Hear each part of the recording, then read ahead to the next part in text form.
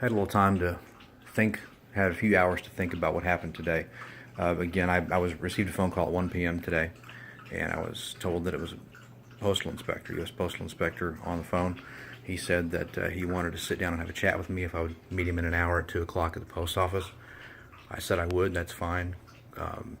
He made a comment, you're not going to be arrested or anything. I wasn't aware that that was being considered, but anyway. I called the union and mentioned this to them, and they said, well, go in there and, sit down with them, and if they start going anywhere you don't want to go, you can tell them, respectfully I decline to answer without union representation, etc. So I went in.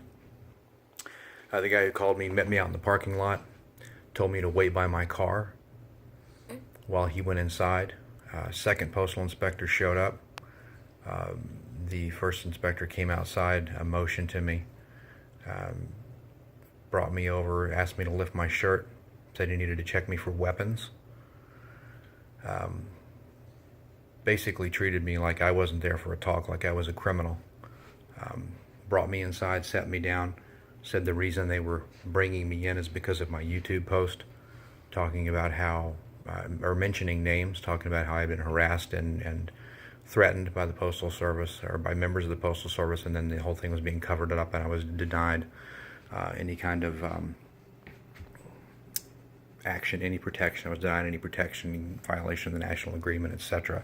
Hostile, extremely hostile work environment, nothing was being done. I asked them, well, you guys are called in when threats are made, right? And they said, yes, that's one of the reasons we're called in is somebody makes a threat. I said, well, I was threatened 8 months ago. Why now are you guys being involved in this? They said, well, we've been brought in because you listed names of the people who have been involved in your situation. And I said, well, where's the threat? And I haven't made any threats. There's no threat here. They said, well, people at the Postal Service are nervous because you're mentioning names.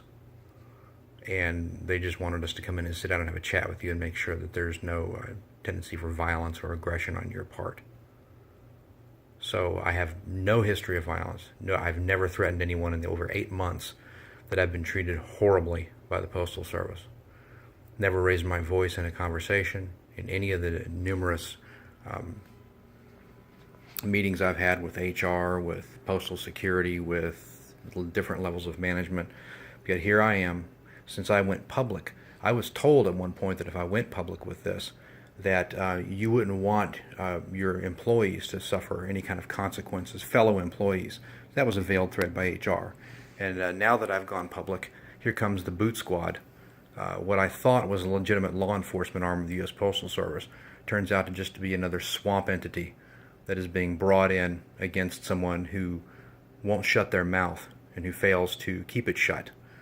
I'm going to continue to go public with this. I'm being harassed. I'm being intimidated now by a law enforcement arm of the U.S. Postal Service.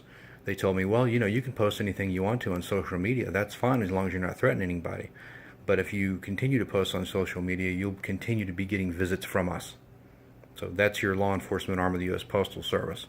Thought it was a legitimate law enforcement unit, but apparently it's just a thug squad sent in to intimidate people who dare speak out.